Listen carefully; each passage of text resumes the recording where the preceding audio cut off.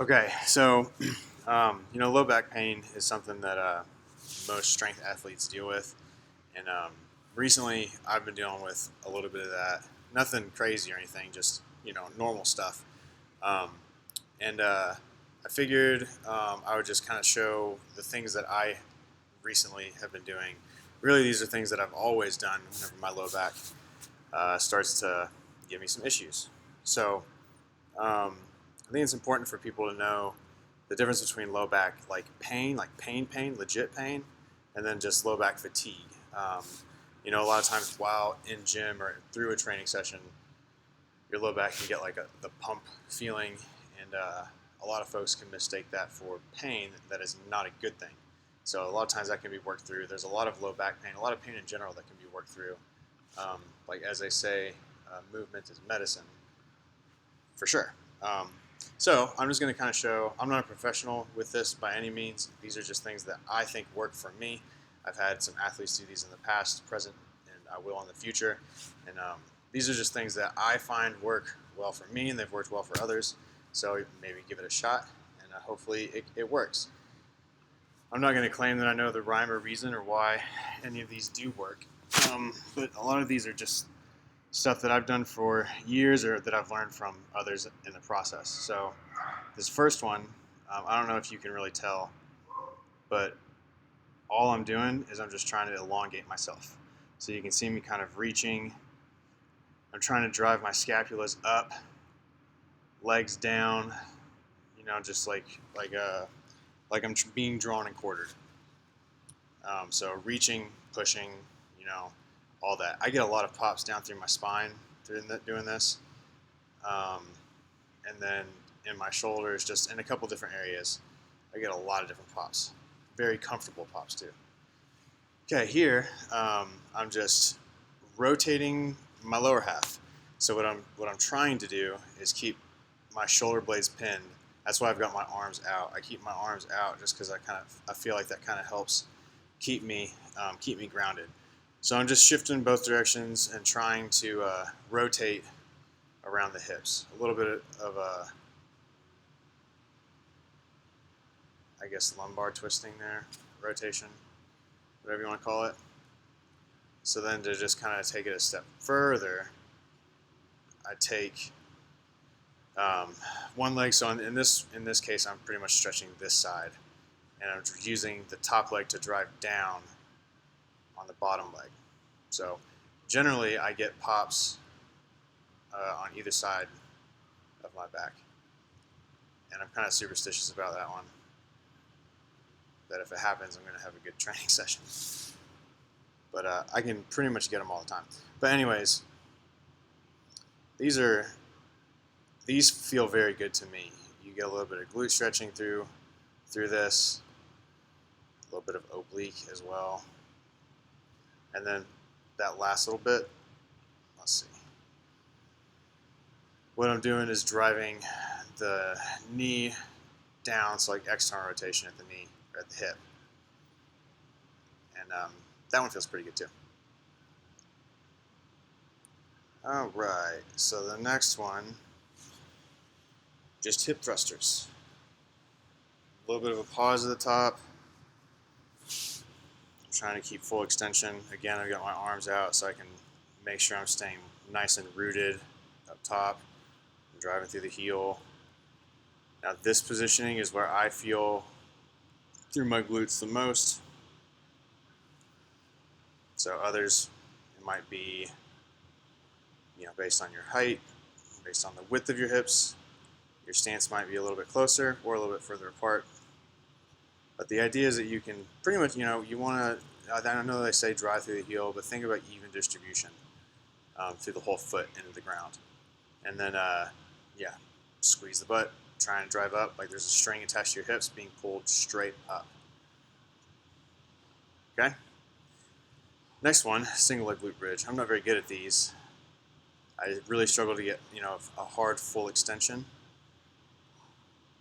And I also have to rotate my foot out slightly to keep my balance there. So ideally, foot's forward, and it's even or symmetrical side to side with where your feet are. I'm sure mine's a little bit off. So, and on all these, I'm gonna pause real quick. On all these, I recorded this a couple of times, so I had been doing reps on reps on reps on reps on reps of all this, trying to find a good angle and all that. So, for the most part, as far as reps go, what it's going to be different for everybody. You know, sometimes doing it for time is a good way to do it, just like for about a minute, just nice, slow, continuous reps. If it's a stretching in your hold position, kind of the same deal. There is a certain amount of time that you have to hold positions in order to elicit any change. I think it's around 2 minutes. But yeah, so just because on some of these I do 3 reps doesn't mean only do 3 reps. Do the number of reps that you feel like you should do, and it's also you can go through multiple rounds of all this too. Okay, this one is hard to tell, but what I'm doing is external rotation at the hip, keeping my feet rotated out, or trying to keep all this straight and rotating out, and then squeezing the buttocks. Okay, so again, strings here, pulling up. And then this one, I first saw a version of this, I think it was Donnie Thompson. And he called it, I think they were called butt walks, maybe, I'm not sure. But this one, you're essentially thinking about reaching as far as you can, unilaterally, side to side. Like you're kind of inching along the floor without actually using any knee flexion, or digging your heel into the ground too much. You're going to do some of that, but you're not like trying to like dig your heel in and pull yourself through. Okay. So this, just think. My feet here is a great example. I'm trying to reach with one. Okay, so I'm shifting this hip and whole leg, everything downward, holding the opposite place, and then reversing back and forth. Okay, and then I'm going to do the opposite, up and down, shifting up, side to side. You don't really cover a whole lot of ground here, but that's not the point. The point is pretty much to rotate your hips in this fashion as much as you can. Okay? Okay, so this one is kind of like a version of what a Jefferson curl, maybe.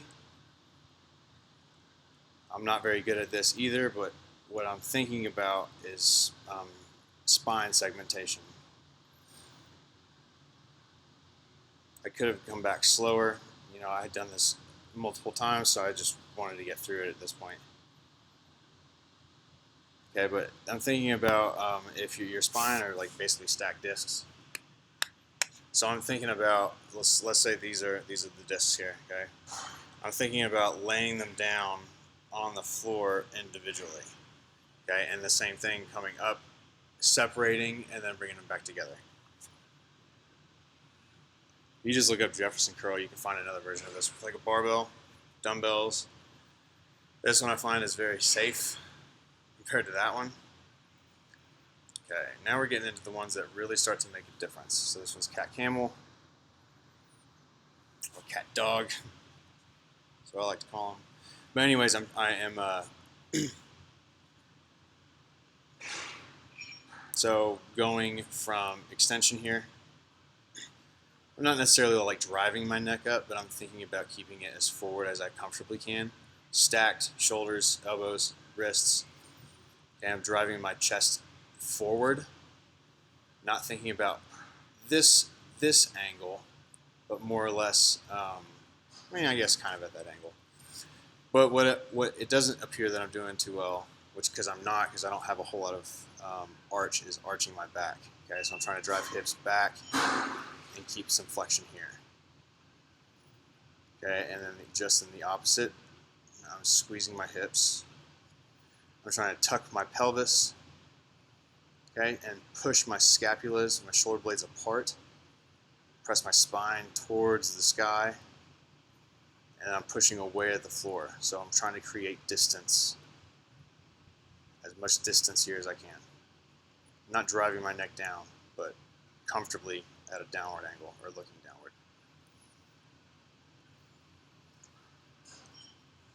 I feel a lot of tension release through that position, through my hips. So this one is thread the needle. pretty self-explanatory. Again, I'm trying to rotate around the thoracic spine, trying to keep my hips pointed square behind me.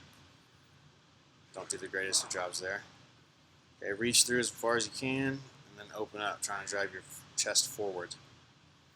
I don't have too much range, really in either direction here, but you kind of get the point.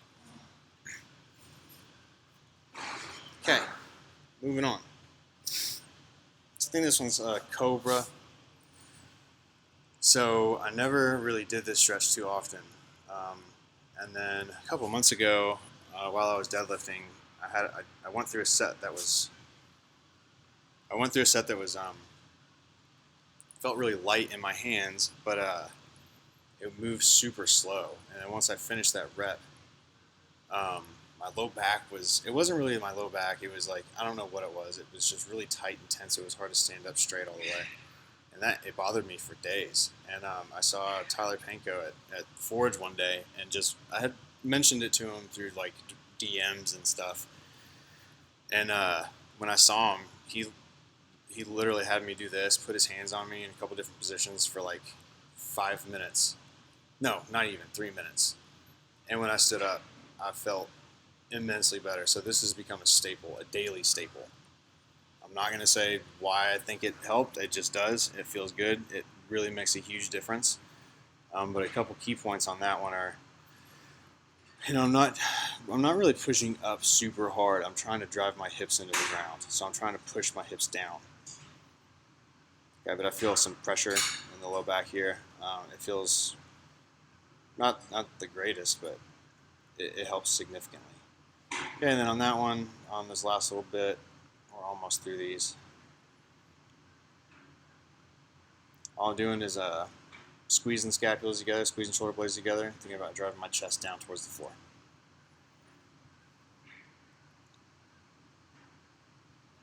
A couple rounds there, just back and forth. Put the final touches here. And that's it. So, like I said, these are just some movements that I have found over the years have helped me a lot. So, give them a shot. Typically a couple rounds of this, especially on days that I'm feeling pretty stiff and fatigued in that area. A couple rounds of this really makes a huge difference. So maybe give these a shot. If you got any questions, let me know. And once again, I'm not claiming that these are going to the one-step cure-all for low back pain and discomfort. But these might work, and they're worth a shot.